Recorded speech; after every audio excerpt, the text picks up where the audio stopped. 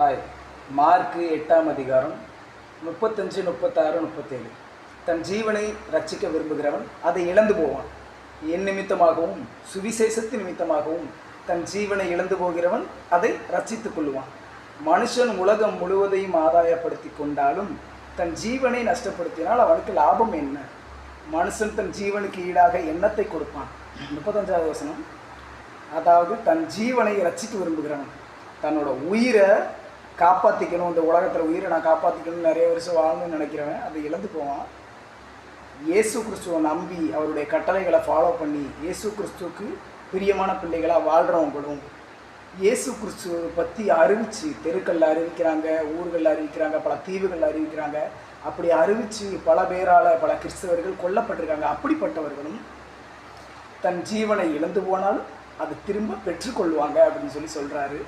அப்புறம் மனுஷன் உலகம் முழுவதும் ஆதாயப்படுத்தி கொண்டாலும் தன் ஜீவனை நஷ்டப்படுத்தினா லாபம் என்ன அப்படின்ற விஷயம் என்னன்னா, மனுஷன் இந்த உலகம் முழுக்க அவனுடையதாக ஆக்கிக்கிட்டாலும், அவனுக்கு சொந்தமாக ஆக்கிக்கிட்டாலும், அவனுடைய உயிர், அந்த உயிரை நஷ்டப்படுத்தினான். அந்த உயிரை எப்படி நஷ்டப்படுத்துகிறான்னா, அவன் பாவம் பண்ணுறான். நிறைய விஷயம் அவனுடைய மனசின் வழிகள்லையும் அவன் மைண்டில் அவனுக்கு என்ன தோணுதோ அந்த எல்லா விஷயங்களும் பண்ணுறான். கடவுளுக்கு விருப்பம் இல்லாத அநேக விஷயங்களை செய்து அவனுடைய சுய விருப்பம்படி வாழ்கிறான். ஸோ அது மூலமாக அவனும் தன்னுடைய உயிரை நஷ்டப்படுத்துகிறான். ஸோ இயேசு கிறிஸ்து வரும்போது நியாய தீர்ப்பின் நாளில் அவனுக்கு நரகம்தான் கிடைக்கும். இப்போ இந்த உலகத்தில் உங்களுடைய வாழ்க்கை கொஞ்சம் வருஷ காலங்கள், இறந்ததுக்கு அப்புறமாவும் அந்த உயிர் ஆக்டிவாக தான் இருக்கும்.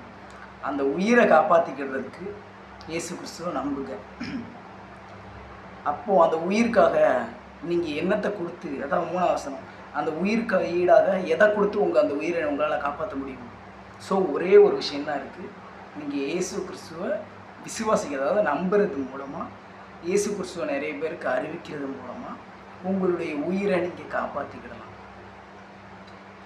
ஸோ உங்கள் உயிரை காப்பாற்றிக்கிடணும்னா இயேசு கிறிஸ்து யாருன்னு சீக்கிரமாக தெரிஞ்சுக்கோங்க.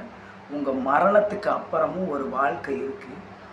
இறந்து போனதுக்கப்புறம் எல்லாம் முடிஞ்சுது, இறந்து போனதுக்கப்புறம் எப்படியும் நம்ம இருக்க போகிறோம், இறந்து போகிற வரைக்கும் நம்ம சந்தோஷமாக இருப்போம்னு நினச்சிங்கன்னா ரொம்ப தப்பு.